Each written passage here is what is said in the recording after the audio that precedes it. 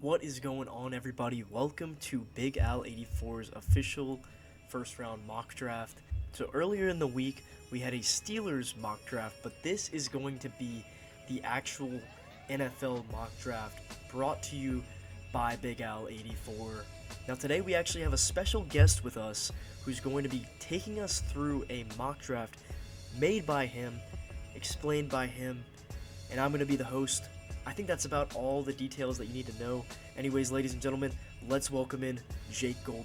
Jake Golden, it is a pleasure to have you on the show.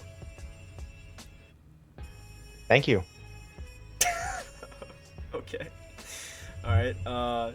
Is there any themes or anything we should know about your drafting strategy before we get into it? I think there's a little bit more risk versus non-risk. I think this draft is very top heavy in terms of the talent. I think we're going to see a lot of teams go best player available and take more of a risk when it comes to the medicals versus letting certain players fall. Players that come to mind in that category are like Jamad McCoy, Jordan Tyson, some of those guys, as well as shooting for a little bit more upside in the first round versus playing it a little more safe. Keldrick Fault comes to mind there. All right, we got a long draft ahead of us. It's going to be about 30 seconds to a minute each per pick explanation. So let's go ahead and get into the 2026 NFL Big Al 84 draft. So with the first pick in the draft, of course, the Las Vegas Raiders are going to take Fernando Mendoza, quarterback, Indiana. And so the Raiders go with the obvious here, Fernando Mendoza. He's got all the traits that you're looking for in a first-round quarterback, particularly being accurate on throws, over to the boundary, over to the numbers, but also the processing and the accuracy over the middle of the field, especially when the coverage shifts. Um, in front of the secondary and behind the linebackers, that's typically what you look for when it comes to processing and how it's going to translate at the NFL level. Fernando Mendoza does a great job at that. He's got a really good arm. Um, and overall, I mean, the sack rate was a little bit on the higher side, but nothing to be concerned about. Probably the biggest thing is he only took 2 snaps under center at Indiana in 2025. But I think we've seen with multiple quarterbacks, Caleb Williams being one, Jaden Daniels being another, as well as Drake May, that 2024 class. You can get quarterbacks acclimated to taking snaps under center as their NFL career goes along, and I don't think it's a big deal as far as the pre-draft process goes. Yeah, great character guy. Love that pick for the Raiders. Let's head on over to the New York Jets, who are now on the clock, and they are going to go with Arvell Reese, linebacker, Ohio State. Jake, take me through this pick and how it'll make the poverty Jets better. Yep. So the Jets go with Arvell Reese. This is, I think, probably not the best player on the board, but the highest upside on the board. The Jets, it seems like every year they're a few years away from contention. If they hit on a quarterback this year, whether it be Ty Simpson or next year, possibly Arch Manning, possibly Dante Moore, who I think they were hoping for this year, they'll probably be reaching playoff contender status, probably not Super Bowl status. Reese is a developmental player. He's probably a few years away from reaching his ceiling, but he certainly has the highest ceiling in the class. Aaron Glenn, who now is coordinating their defense, calling plays on the defense, he operates a 3-4 base defensive scheme. Versatility is huge in his scheme. There's a reason they took Jack Campbell in the first round in Detroit a few years ago. That versatility, that physicality, that scheme looks for all of that. Um, he can play stand up edge, but he can also drop back into coverage. He's a little bit better on coverage than he is as a pass rusher. Mm. Um, However, his pass rush snaps were down a little bit his final year at Ohio State, mainly because he wasn't really asked to rush the passer as much. So the eye test looks promising when he was given the opportunity to rush the passer. I wouldn't look too much into the numbers. He certainly has the highest upside of anyone else in this class. Great analysis. And now we'll head over to the Arizona Cardinals pick, and they are going to go with edge rusher out of Texas Tech, David Bailey. I don't know much about David Bailey. Tell me about what I should know. Yeah, so David Bailey is the best pure pass rusher in the draft. Quick off the line of scrimmage, good feet, good counter moves. He's arguably the best player in the draft. And the Cardinals need pass rush. For the past few years, they've been fortifying their offensive line. They just picked up the fifth-year option on Paris Johnson. David Bailey is the best player available. He is what a rebuilding team should go with. They don't currently have a quarterback in place. Jacoby Brissett right now is the starter. There's been talk about Ty Simpson in the second round or trading Yeah, up I into the heard first round. Jacoby Brissett might be sitting out too, isn't Mhm. he? Or So they don't really have a quarterback in place, so I think that puts reinforcing the offensive line in round one in favor of, an elite pass rusher. I think that puts that like kind of in the back seat. I think they should take the best player available, and that's David Bailey. all right, now we'll head over to the Tennessee Titans. They're on the clock, and they're going to go with another Ohio State player, second in the top four, Sonny Styles, linebacker. Yep. So this is basically Caleb Downs, but at linebacker. I went off of consensus here. I went with Styles over Jeremiah Love, who's been mocked to the Titans a lot lately. Both Robert Saleh and Brian Dable have stated that they have a lot of faith and trust in the Pollard and Spears tandem, which I think some of that is true. I think some of that is not true. I think running back is certainly in play on day two for the Titans. They need an elite playmaker on defense. They signed a lot of guys in free agency. Including John Franklin Myers. They brought over Jermaine Johnson from the Jets in a trade, but nobody stands out as a true playmaker and as a true star. These are a lot of guys who are good, but they're not great. Um, Styles fixes that. He flies all over the field. He can be the quarterback of the defense. He's a really smart player, and he's a really high character player. He's a former safety turned linebacker at Ohio State, so he has fantastic range, fantastic versatility. So he's perfect for a Tampa 2 defense and man coverage defenses. And if you look at Robert Saleh's history of developing linebackers, you go back to San Francisco where you had Fred Warner, Drake Greenlaw, and then you take a look at the New York Jets where you had C.J. Mosley and Quincy Williams. He wants a middle linebacker spot to be filled with a star and somebody who can lead the defense.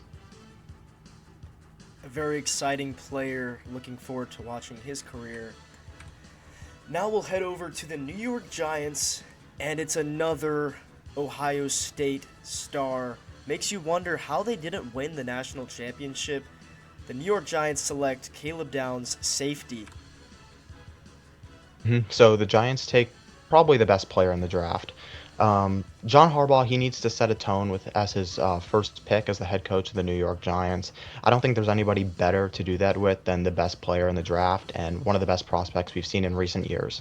The Giants secondary is incredibly lacking. It was their weak point last year. It's been a weak point for a few years now. And Downs can play not only in the box and as a run stuffer, as a blitzer, but he also has really good coverage skills and can excel like as a nickel corner.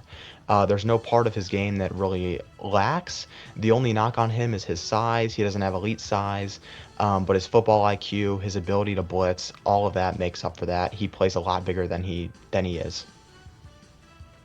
Now the Browns are on the clock, and they're going to get some help in the pass blocking and run blocking game, going with an offensive tackle out of Miami, Francis Mauigoa. Mauigoa, yep. So the Mauigoa, Browns take okay. Francis Mauigoa. He's a really well-built tackle. He projects as a right tackle. He'll play right tackle for the Browns. Um, Mauigoa is the best offensive lineman in this draft, and I have him heading to the Browns because this offseason they lost all five starters on their offensive line. They've brought in a few reinforcements in free agency, but mainly on the interior, nobody on the exterior of the offensive line. So I think they now look to the draft to find the tackles who will protect either Shador Sanders or Deshaun Watson next year. There are questions right now about an injury he has. It's a herniated disc. NFL teams right now don't think he'll need surgery at the moment, but if it does flare up, he likely will need surgery and it'll probably end his rookie year. I don't think it's enough to cause him to slide, mainly because the injury shouldn't impact him, down the road, further into his career. So I think the Browns take a much needed offensive lineman here at the sixth overall pick. And I should also ask you, you did originally have the Browns trading with the Dallas Cowboys, if I'm not mistaken. Take Yep. me through why you decided not to do that in this mock draft whenever you changed your mind about it. So I originally did have the Cowboys trading up with the Browns. I had the Cowboys giving up pick 12 and 20 to receive pick 6 and 39 in the second round. The reason I decided not to do this is because I was under the impression that Caleb Downs would be on the board. I think now that the Giants own the 5th and the 10th pick, I think the Giants will be looking to take one defensive playmaker and then add one offensive playmaker. I think they will take a defensive playmaker at pick 5, therefore not giving the Cowboys a chance to select either one of Downs or Styles, and they will then look to the offense at pick number 10. Great, thank you for explaining that. Now we'll head over to the Washington Commanders pick, and they're gonna go with pretty early for a running back, but they're gonna go with a running back out of Notre Dame, Jeremiah Love. Is he really going to be that kind of running back that gets taken super early, like the Bijan Robinsons? Leonard Fournette got drafted this high. I don't know if you would Saquon say that's Barkley, Saquon. I wasn't sure if he was drafted that high. Yeah. Now that I remember, yeah, number 2 overall. that's right. Yeah. So you think that he's that good, or you think this is I a do, yeah. mistake of a pick, or? No, I think this is the perfect pick for the Washington Commanders. I think this is actually the floor for Jeremiah Love. He will not get past pick number 7, Wow, and there's a chance that he goes earlier. really? Um, this is a team that wants to improve their running game, and they've made it known that they want to improve their running game. They need to take a load off Jaden Daniels, who just got hurt last year, who has a small frame and who is known to be a runner and who is known to take off. There's no better way to support a young quarterback than giving them an elite run game. Jeremiah Love has a great frame. He's a great athlete, amazing coordination, and he is an all-around playmaker. He's got great contact balance, great vision, everything you look for in a top 10 running back.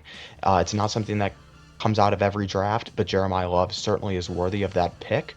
Um, the Commanders, they brought in Rashad White. They have Ja'Cory Krosky-Merritt. I think those Bill. guys are going to be competing for those guys are going to be competing for the number 2 role behind another running back, whether it be Jeremiah Love or whether it be another running back that they draft, because neither of them are viable options to start, and have proved that time and time again last year and for Rashad White in years previous. So Love adds a much-needed third dimension to the Washington offense, bringing fantastic pass catching ability, great vision, great contact balance. The New Orleans Saints are up next, and the first wide receiver goes off the board here at number 8, and it's going to be a kind of a shocker, in my opinion. You went with wide receiver out of Arizona State, Jordan Tyson. Many were I expecting went with this Jordan first pick Tyson. Yep. to be Carnell Tate. Take me through why you're taking Jordan Tyson, who has some injury concerns here and there. So, Yep. I will address Carnell Tate in just a few picks because I don't have Carnell Tate going too far after. As mhm. far as Jordan Tyson, I think Jordan Tyson is easily the best receiver in this class and the most talented receiver in this class. He put up great numbers when he was healthy. He put great film up. He has wide receiver 1 ability and amazing versatility. He can line up in the slot. He can line up as an X receiver. He has great explosiveness, great long speed. He really can be a top tier receiver. Great at the catch point, really good in contested catch situations. He is everything you ask for from a wide receiver 1. He can really do it all. Um, all it And takes is how do I one. know this isn't another Keon Coleman? I think mainly because of his route running. His route running is really defined, and I think Mm. that combined with amazing hands at the catch point and great long speed, when all of those things are combined, that typically brings him into a wide receiver 1 role versus Keon Coleman, who really one of the biggest things for him coming out of Florida State was just his speed. We've seen his speed translate to the NFL, but his hands have not. Um, as far as Jordan Tyson's medicals, all it takes is one team to look past the medicals and say, we want this player and we're willing to take the risk on the medicals.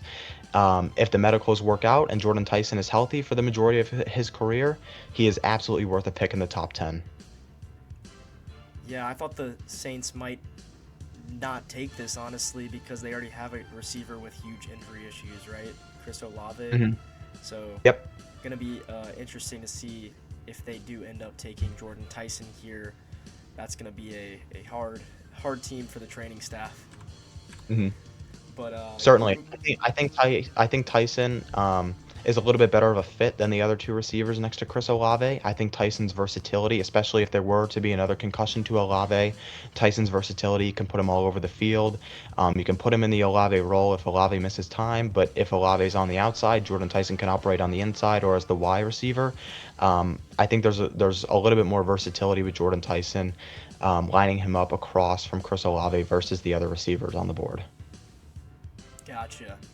Moving on to the Kansas City Chiefs pick here at number 9, and they're going to take edge rusher out of Miami, Rueben Bain Jr.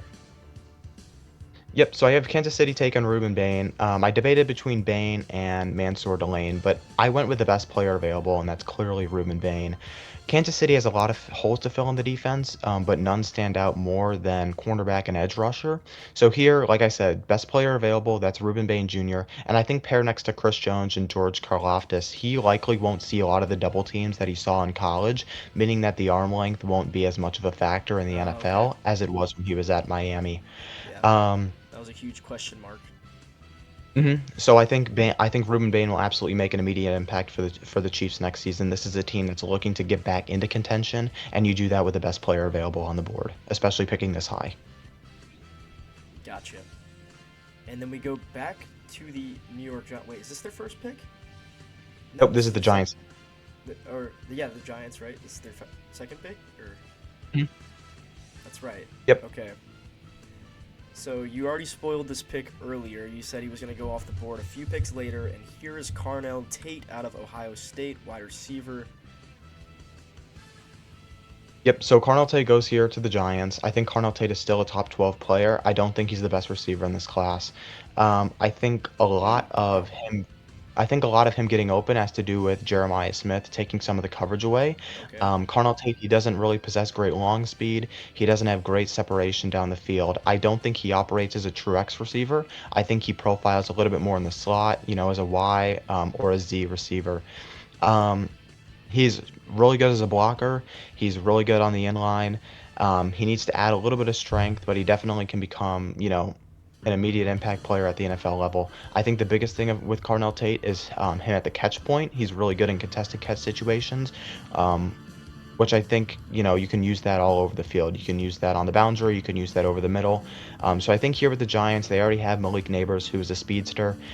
They put Carnell Tate more in the slot, more as a wide receiver. He doesn't have to operate as that. And I think he'll get the most out of Carnell Tate in New York. Nice. Going over to Miami, it is their first pick, and they're picking at 11, and they are going to go with LSU cornerback Mansour Delane. Is that how you say his name? Yes, Mansour Delane. So I have the Dolphins going with the cornerback here. They just ended up trading Jalen Waddle over to the Broncos, so I think there was a little bit of debate on whether or not they would go with a corner this early or a receiver this early. I decided to go with a corner because I think the elite corners, they run out a little bit faster than elite receiver talent. I think there's enough depth in this draft where you can find a good receiver in the second and the third round, and you can't really find a good corner in the second or the third round. I think Delane is the perfect pick for them. Their secondary is really lacking, especially after they just traded Mika Fitzpatrick to the Jets. They traded Jalen Ramsey not long ago to the Steelers. Delane, he's quick. He's an outside cornerback. He's exactly what they need. He has great ball skills, great instincts, and he can start for both press coverage, off coverage. He's the full package. So I think he adds a really good dimension to the Dolphins' defense. Now let's head over to Dallas. Jerry Jones, who's he gonna take? I feel like he's been having some good hits recently. I feel like he's been doing pretty good, honestly. I feel like he's been a little overhated as of late. Maybe I'm alone on that take, but anyways, he's going to go ahead and take Tennessee cornerback Jermod McCoy. Yep, so I have Dallas going with Jermod McCoy here. There's questions on the medical, but I think it's the same thing here for Jordan Tyson. It takes one team, and I think that one team is going to be Dallas. Dallas needs to upgrade on the defense, and they need to do it really bad, especially the secondary. Jermod McCoy, without the injury last season, the ACL tear, he's the best corner in this class, and he likely goes in the range of where Derek Stingley and Sauce Gardner went a few years ago, likely in the top 6. He's a shutdown corner. He's for certain a first-round talent, and he's fantastic in press coverage, which is exactly what you look for in a number one corner. So I think the Cowboys, they have to take a big swing here, and Jermon McCoy's the best player on the board, and you just have to take the risk. Yeah, he looks like a superstar, and he would be pretty fun to watch in that Cowboys uniform. Now let's Mhm. head over to the LA Rams, who are already, I mean, I feel like really good. You know, they're really set, but they do have a really early first round pick here, and you have them taking wide receiver out of USC, Makai Lemon. And I just think, I mean, how much help could Matt Stafford possibly need? I feel like he already has. I mean, Puka Nakua, the best receiver in the league, in my opinion. And then Devontae Adams, like, how much help could Matt Stafford possibly need with this pick? Yep, so I have the Rams going with Mekhi Lemon, and it's mainly because of Devontae Adams' age. Devontae Adams eventually is going to hit a wall. Father time comes for everyone. Yeah. Mekhi Lemon, Puka Nakua plays on the outside. Devontae Adams plays on the outside. Mekhi Lemon fits in the slot perfectly. They lost Tutu Atwell in free agency. Mekhi Lemon can then slot in where Tutu Atwell leaves a void. He doesn't have great size. He doesn't have great athleticism. But when you're playing behind Puka Nakua and Devontae Adams, and eventually only Puka Nakua, I think the Rams will be fine with that. But yeah, he has really good body control, really good football IQ. He's basically the next coming of Amon-Ra St. Brown. He'll likely play a lot in the slot. Yeah. Really Yeah. really good at the catch point. Um, Great he'll likely comparison. operate mostly inside the numbers. I think this is the perfect pick for the Rams because it's insurance. Devontae Adams, not only the age thing, but with age comes more injuries. Um, and the Rams are really loading up this year because they know that Stafford is not immortal. He probably has another year or two left in the tank, and they're trying to get everything that they can out of Stafford. Well, I'll just say that Rams offense would probably put up 35 points a game. I mean, Certainly scary. just, yeah, terrifying. And now the Ravens are picking. They have the 14th pick, and they're going to go with a tackle out of Utah, Spencer Fano. Is that how you say it? Mhm. Yes, Spencer Fano. So he's a little bit undersized, and the reason I have the Ravens taking him is because he'll likely project as a guard at the NFL level. The Ravens right now are fine at tackles with Ronnie Stanley and Roger Rosengarten. I think they'll take Spencer Fano and kick him into guard, one of their guard spots. The interior of their offensive line is awful. They've now also lost their center and Tyler Linderbaum, Yeah. so they really need to fortify the interior of the offensive line and get Lamar some help in that area. Um, so Spencer Fano, the biggest knock on him is against elite teams. He didn't put a lot on film. He doesn't look great against top tier edge rusher talent in the FBS, but he's a really good athlete. He's got good explosiveness, really good fluidity, really good balance, which is a good sign, especially for pass protection. He's probably best fit in an outside zone scheme, which is what the Ravens run. So I think Spencer Fano is a really good fit here for Baltimore, who really needs to upgrade their offensive line. Good pick. Good pick. They definitely do need to do that. Now we move to the Buccaneers, who are going to take the speedster tight end out of Oregon, Kenyon Sadiq. That would be also very fun to watch. Yeah, so Sadiq is a fantastic tight end. He's ideal for what you want in the first round. He's a really good blocker. He's a really good receiver. So he can align all over the formation. He can align as an X receiver. He can align on the inline. He can block as an offensive lineman, basically. Um, his college production was a little bit limited, but his upside is fantastic. So he fits really well here in the middle of the first round for the Buccaneers, who just lost Mike Evans. They need another big body. Emeka Ibuka is a little bit smaller. Chris Godwin is a little bit smaller, and you also don't know what's going to happen with Godwin coming off another injury. You don't know if he's going to be the same receiver. Kenyon Sadiq is versatile, so you can use him wherever. If you need another receiver, he projects there really well as well. So Kenyon Sadiq, I think, is a home run pick for the Buccaneers, who need to add to their receiver room. All right, and going now to the Jets. Is this their second pick, I believe, of the first round? Mhm. Who did they take with the first one again? Marvell Reese. Arvo Reese, that's right. All right, so they're going to go ahead and take an offensive player, a tackle out of Penn State.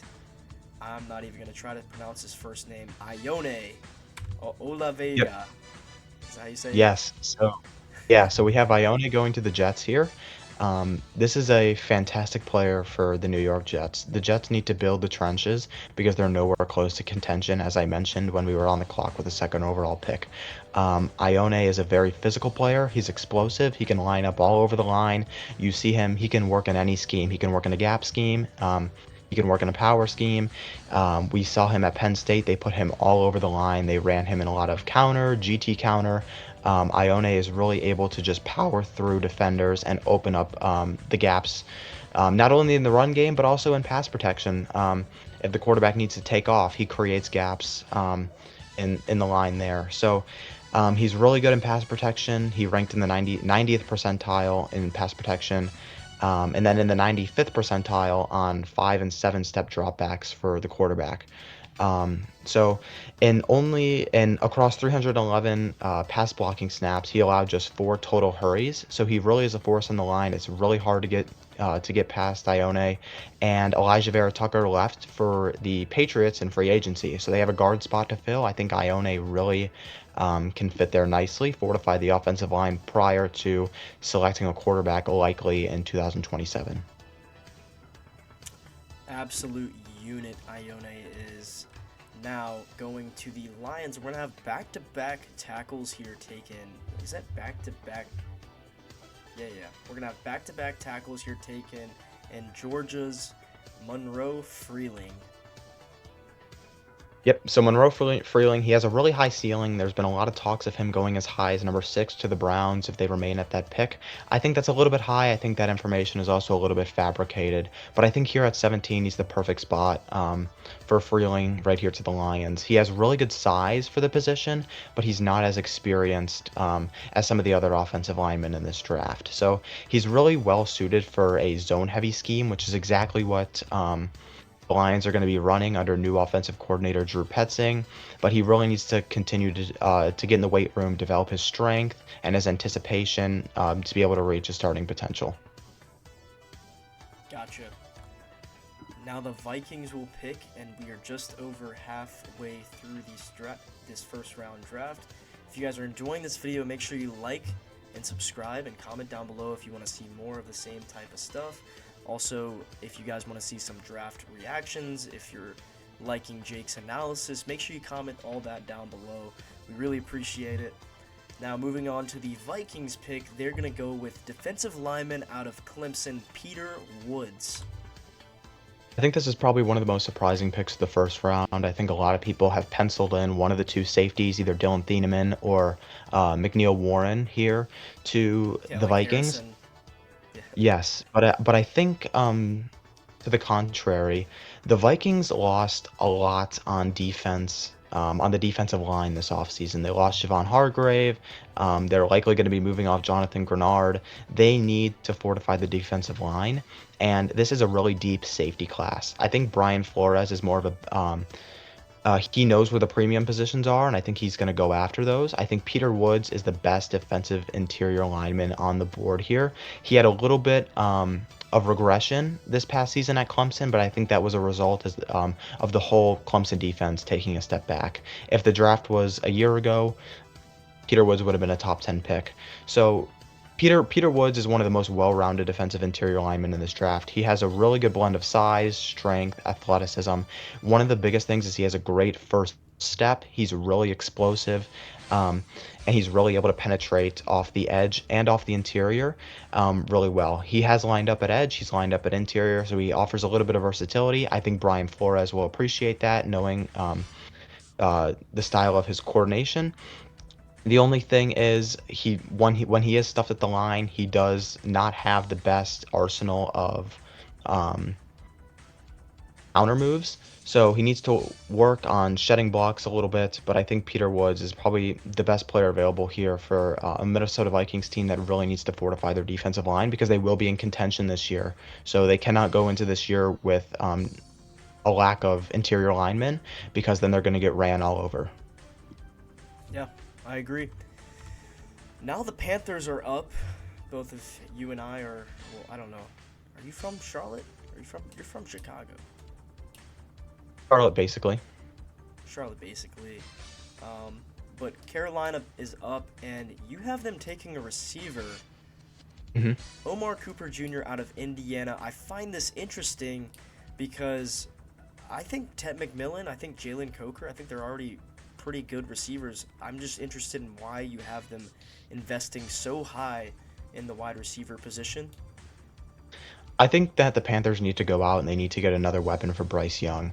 If Kenyon Sadiq was here, he likely would have been the pick, Yeah, but he's not. Omar Cooper here is the pick for me, and the reason he's the pick for me is because Tedero McMillan is a really good X receiver. He's really good on the boundary. He's really good at the catch point, really good in contested catch situations. Where he's not great is over the middle of the field, getting separation using speed.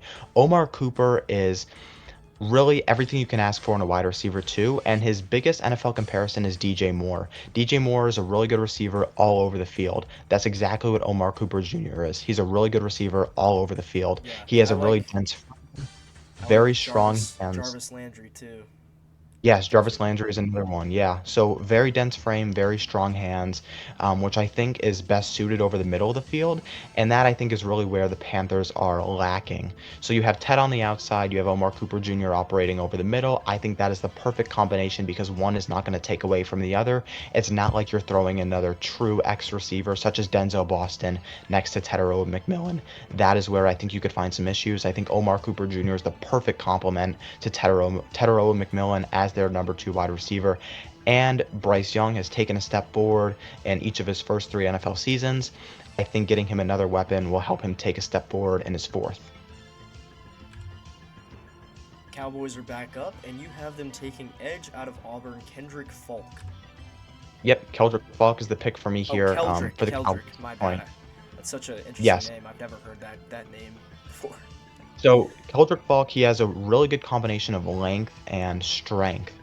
Everything is there as far as the numbers off the field. It's mainly about what he puts on film and what the stats look like on the field. He had 7.5 sacks 2 years ago at Auburn, but he took a little bit of a step back this year. He's really good at generating power and getting through the offensive line using power. The reason he took a little bit of a step back at Auburn this year was because he became the focal point of the Auburn defense. So he faced a little more double teams, and as well as seeing the play side of the offense shift away from his side of the field. Which limited his production as far as sacks and tackles go. However, if you look at the film, he's still penetrating the offensive line well. The sack numbers and the tackle numbers just aren't there. As once he gets into the NFL, he's not going to be seeing double teams at the rate he saw them at Auburn, mainly because he'll be playing next to much better talent in the NFL. He'll be the second best pass rusher or third best pass rusher on the team, and he won't be game planned against the way he was at Auburn. I think Keldrick Falk is a really high upside pick. He's only 21 years old, and he's exactly what the Cowboys need because the Cowboys need upside. If they hit him, it'll really help reshape their defense. So the next pick, I'm a Steelers fan. Obviously, we all know that. I did a Steelers mock earlier in the week.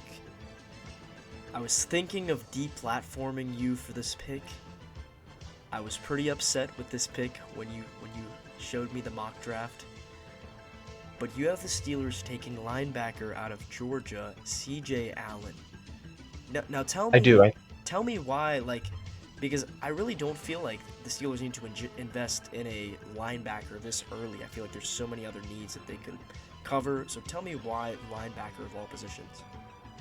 I felt the same way, but looking at the way the board has fallen, nobody really stands out to me the way Yeah, had like an Omar Cooper Jr. had stood out to me. that's I don't true. want to take a receiver just to take one. I think the best players, as far as receiver are on the board right now, is likely Denzel Boston, and I think he's basically just another DK Metcalf and Yeah, Michael Pittman Jr. combined. I that think would the be fit there is disaster. awful. I do think it would be disastrous. I don't think it's Yeah. worth taking him there. I looked into safety a little bit, but I really felt like the linebacker spot. CJ Allen is probably the only linebacker in the draft that is worth a first round pick. He's a really smart player and he's a really good run defender. I think we all know that Patrick Queen isn't his best self anymore. I Yeah. think CJ Allen can fit there best. Patrick Graham runs a lot of cover three. CJ Allen is not a very good um, man coverage linebacker. So he doesn't have elite speed. He doesn't have elite sideline to sideline length. So in a cover three defense, CJ Allen is only tasked with really covering that middle of the field, kind of between the hash marks. I think that is where he's going to excel, and I think that's why he's the perfect fit for Pittsburgh here. He's really physical, which is another trait that Graham wants to see on his defense, and he's got really, really strong run defense. He's a fantastic tackler. Like I said, the length is likely going to limit him. However, in a cover three defense, I don't foresee that being a huge issue. But he really flashes a lot of potential, and he's a really smart player, a high character player, a really high IQ player, and I think that is what Patrick Graham is going to be looking for, and just the toughness of it all really screams Pittsburgh to me. Gotcha. Alright, now we're going down to the Chargers, who are taking the 5th Ohio State player in the first round. They're going with interior defensive lineman Caden McDonald. Yeah, so the Chargers really need to fortify their interior line. They have two good edge rushers in Khalil Mack and Tui Toiopolotu, who really broke out in the second half of last season, which is one of the reasons they were comfortable with letting Odafe Oweh walk and sign in Washington. But the interior of their line is really bad. It's just filled with rotational players who don't make much of an impact. Caden McDonald steps in and is immediately an elite run defender. He's not a great pass rusher. He's like 65th percentile in pass rush win rate. So I think stepping into a defense in which Caden McDonald does not need to be relied upon to rush the passer will be best for Caden McDonald, but it'll also be best for the Chargers because the Chargers need to fortify the interior of the line and they need to be able to stop the run. I also considered safety here, but the two safeties on the board right now are Dylan Thieneman and Emmanuel McNeil Warren out of Toledo. Both of these guys project more as strong safeties, as box safeties, and the Chargers already have Derwin James operating in the box as a strong safety, so they need more of a free safety. So I have them looking more towards safety on day 2 and on day 3, and going with a defensive interior lineman here, especially because of how thin the position is after the first round. Next up, we got the Philadelphia Eagles. Howie Roseman always manages to finesse in the draft. Do you think that will continue this draft? Will you have him taking edge rusher out of Miami, Akeem Mesidor? Tell me about this pick. I love Akeem Mesidor for the Eagles for one of two reasons. One is he's a little bit of an older player, for I think a lot of teams can kind of knock him down the board a little bit. I think for the Eagles, it probably pushes him up the board. This is a team that's looking to compete, and they're looking to win another Super Bowl right now. They need guys who can step in and make an impact. They lost Jalen Phillips in free agency to the Carolina Panthers, which I don't think was foreseen not only by the Eagles, but also wasn't foreseen by the league. That was a surprise loss for the Eagles, and they really haven't been able to add any edge rushers in free agency or across the trade market either. So they're really thin at the edge rusher position. They're really good on the interior, but they need to fortify the edge. So I think Akeem Mesidor can step in and be an immediate playmaker.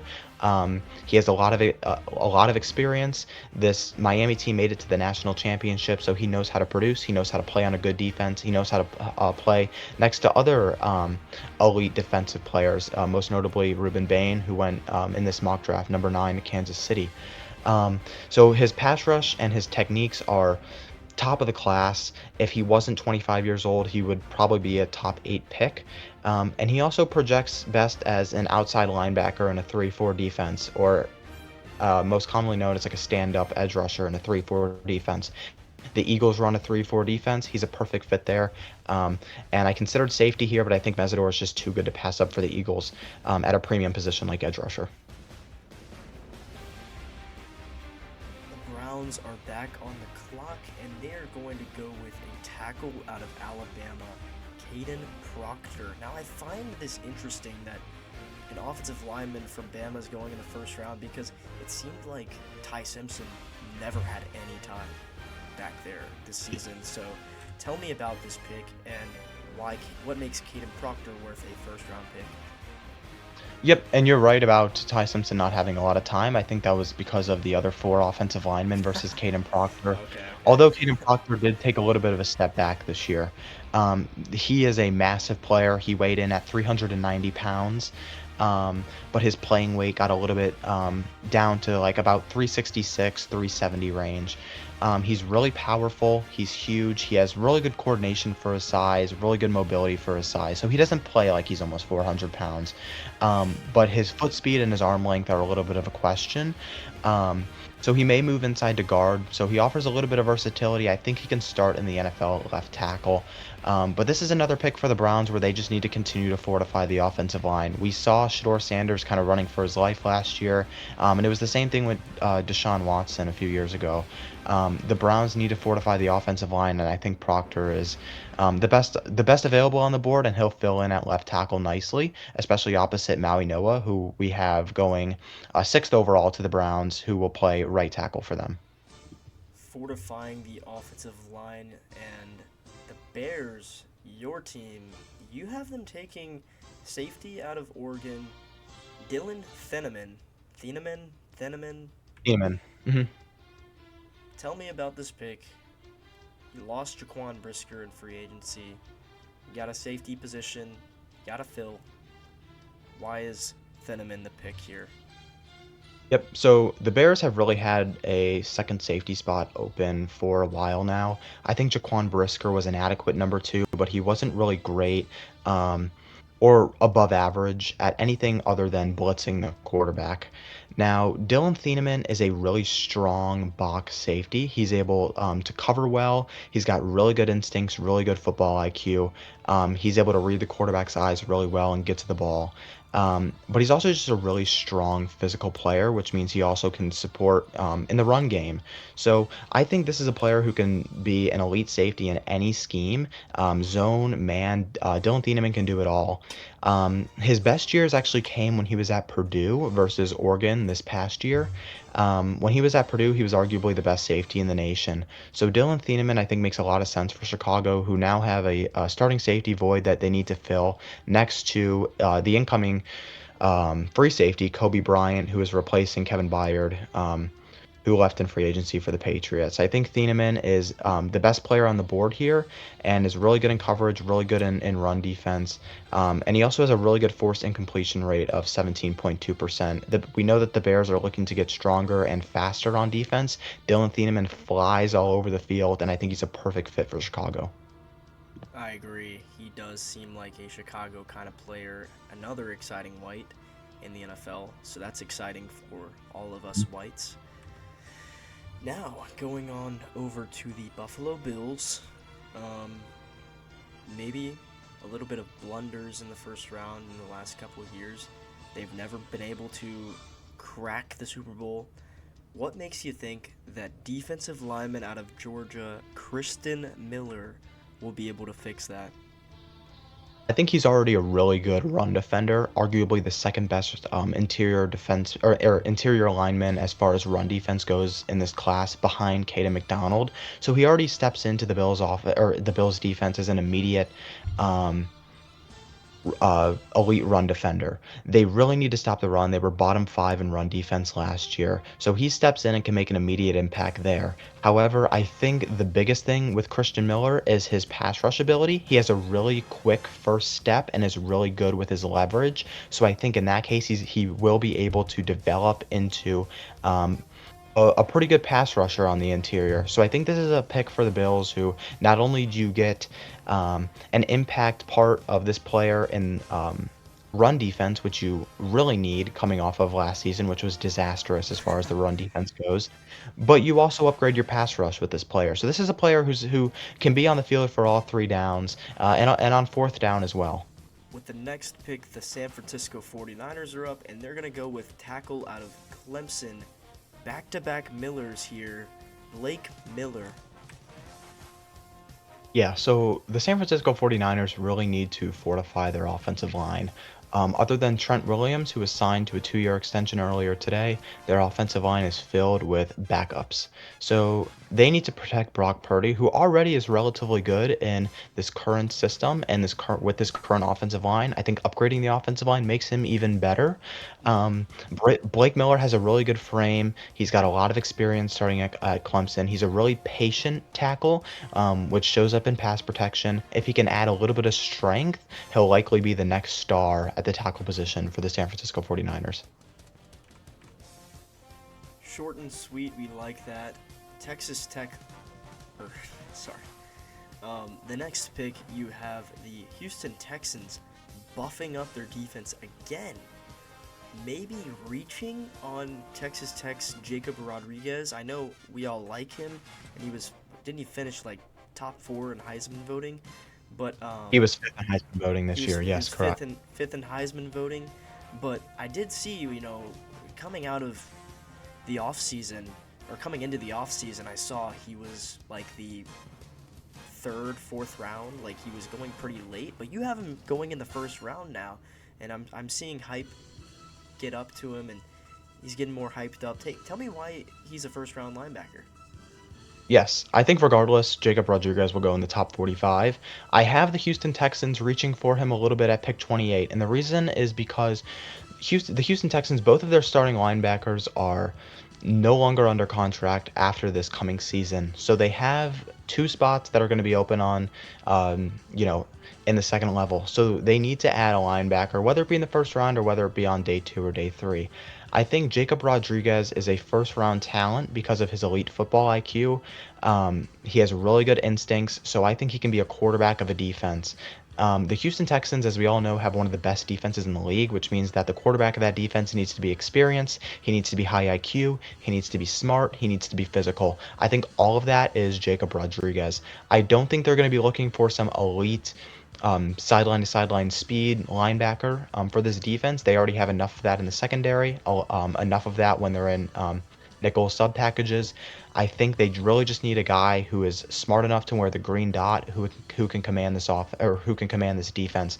And I think drafting a linebacker with Rodriguez's talent and IQ this high this year means that they can sit him behind their current linebacker core, take a year to develop, take a year to get have even more leadership under his belt, get to know the defense more, and that way in year 2, once the linebacker room has turned over a little bit, Rodriguez can step in as their number 1 linebacker and as the quarterback of the defense, already familiar with the scheme. That's the type of pick that I really like, despite it being a bit of a reach. I mean, I don't think you can go wrong with this Jacob Rodriguez guy. Anyways, And I think and to add to that as well, I think a lot of people might be expecting the Texans to go some type of offensive lineman here. As I look at the board, I just don't really see anyone that's worth it. okay, The offensive line, I think a lot of people expected it to be like bottom 3 last year, and it turned out it wasn't that bad. And they also brought in a little bit of reinforcements in free agency this year, with Wyatt Teller being one of them. So I think the Texans right here can afford to go best player available, and I think that is likely Jacob Rodriguez. gotcha. So the Kansas City Chiefs are up. They need to, get back to business. They're going to go with cornerback out of Clemson, Avion Terrell. So you're basically telling me my Steelers mock draft was fake because he fell to the third round. I think it depends on the medicals. This is another player where it depends on the medicals. I wouldn't be surprised to see him go in the late first, and I wouldn't be surprised to see him go in the third or the fourth. I think it just takes one team to decide that the medicals are either a non-factor or not as much of a factor, or are not as big a deal as some other teams are making it seem. Avion Terrell, I think if he's completely healthy, he's a first-round talent. He's really great as far as football IQ goes. He's a really good playmaker. He gets to the ball. Um, his length probably limits him a little bit in zone heavy schemes, but we know Spagnuolo likes to switch up the coverage a little bit. He can go press coverage, man coverage, and zone. So I think Terrell, he might be a little bit more of a rotational corner. The Chiefs have a really good track record of developing cornerbacks, most notably Trent McDuffie, L'Jarius Sneed. So I think Avion Terrell can fit into that room. They can develop him well, and his limitations might not even be a factor for the Chiefs.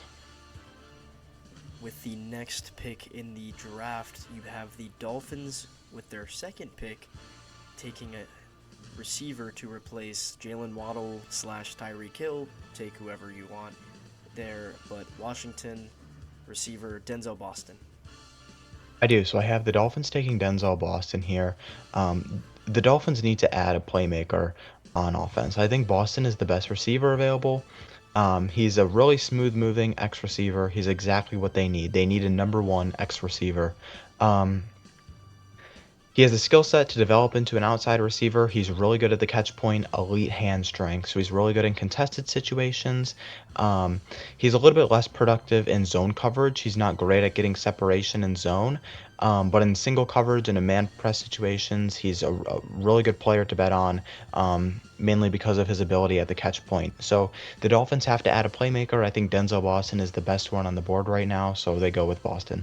Next up, you have their division rival, Patriots, taking offensive tackle out of Arizona State, Max Ienakor. these Yeah, these offensive linemen have some weird names, man. Yeah, so Max Ihenachor, I have the Patriots taking him. He began playing football in 2021.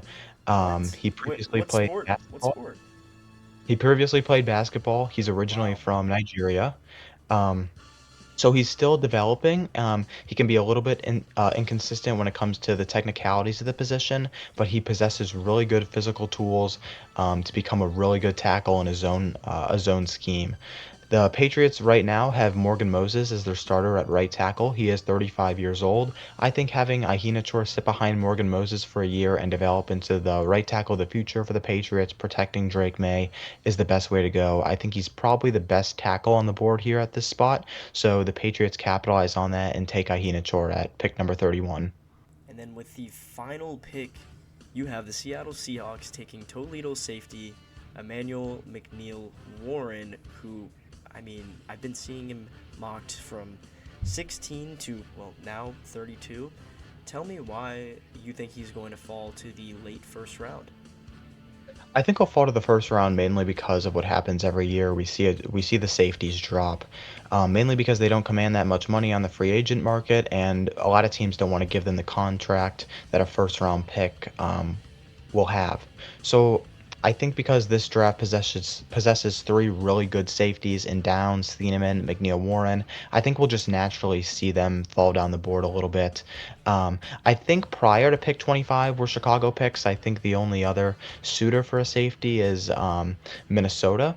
And like I said, I have them going with an interior lineman and Peter Woods. McNeil Warren, I think, is the perfect pick for the Seahawks. They need to replace some of the physicality that left in free agency. Kobe Bryant signing with the Bears and Boy Mafe leaving to sign with Cincinnati. McNeil Warren is able to play strong safety. He can play free safety. He profiles mostly as a strong safety. He's a really physical player. He gets to the ball really well. He has a knack for creating turnovers. He's exactly what the Seattle Seahawks want on their defense. He's super explosive. He can play all over the field. I think he's the perfect fit for the reigning Super Bowl champions. Yeah, they took a safety late first round last year, and it worked out pretty well for them. Emmanuel Warrior was a really good player for them. Yes, and to piggyback off that point, Nick Emmanwori right now plays nickel for the Seahawks, so he'll profile more as the nickel, and Emmanuel McNeil Warren will profile more as the strong safety and can play a little bit of a hybrid free safety as well. So I think he's the perfect fit there next to Emmanwori. Sweet. Well, there you guys have it. That was the official mock draft of 2026. We're going to go ahead and ask Jake about a few of the guys that he ended up leaving out of the first round that you might be like, where are they? Like, where is edge rusher Cassius Howell? Where is defensive tackle Caleb Banks? Where is wide receiver KC Concepcion? And then quarterback Ty Simpson. All right, so we'll go ahead and start with Cassius Howell. I think this is a player that at the NFL level profiles a little bit more as a situational edge rusher rather than one who plays on all three downs. Cassius Howell, his measurables are not great. He's a little bit undersized for the position, didn't put a lot on the stats sheet. Really, where he thrives is in his bend.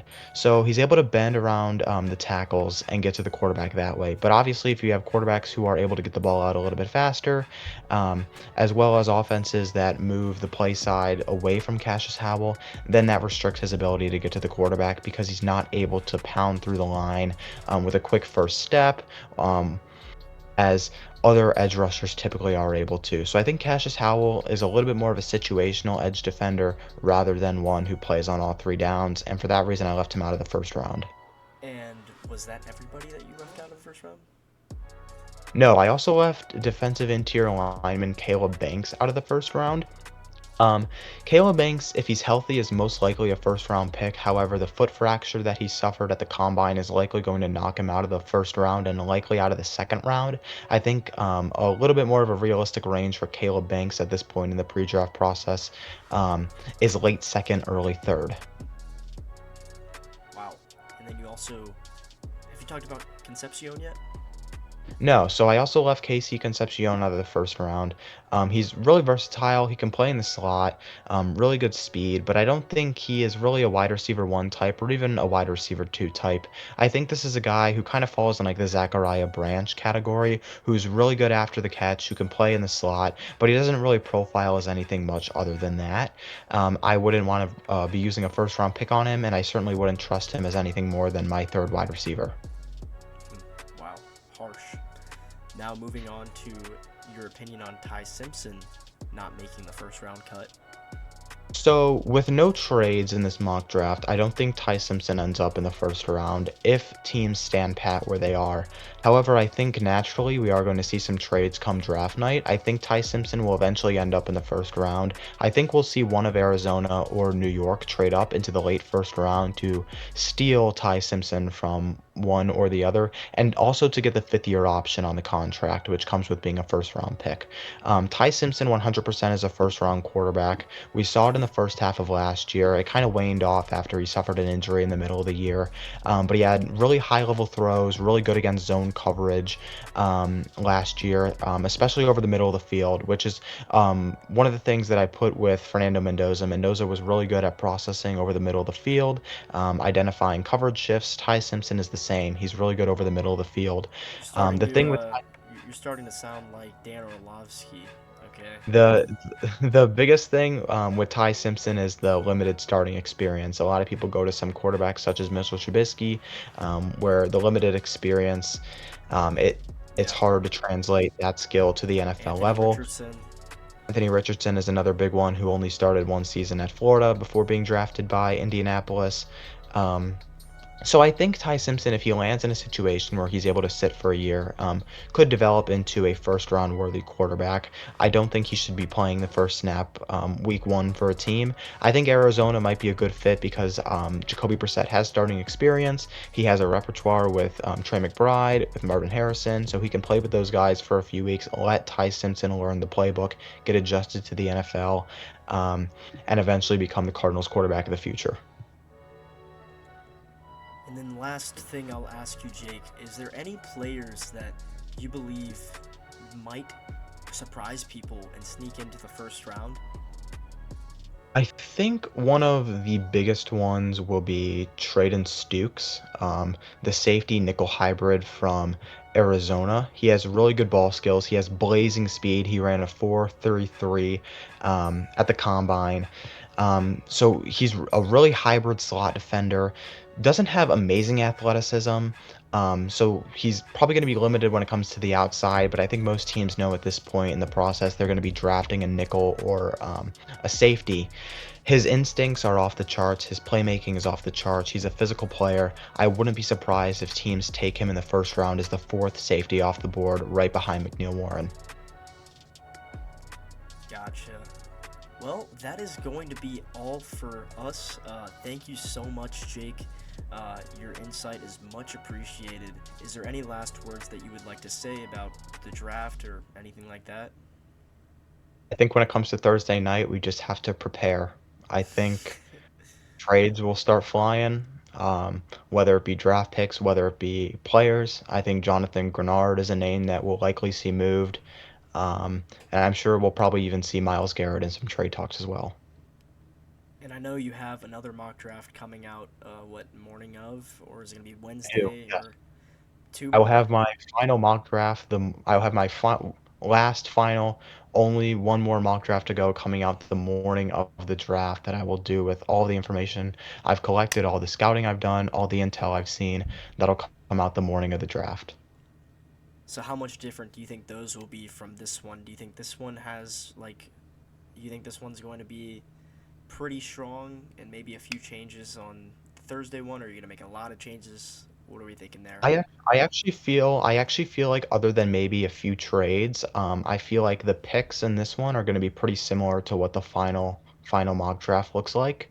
There's just been a lot of information coming out in recent days about certain teams liking certain players. I'm really confident where this mock draft stands right now with some of the players that are going a little higher, some of the players going a little bit lower than expected. I like where everything stands right now. Cool. Well, thank you, Jake.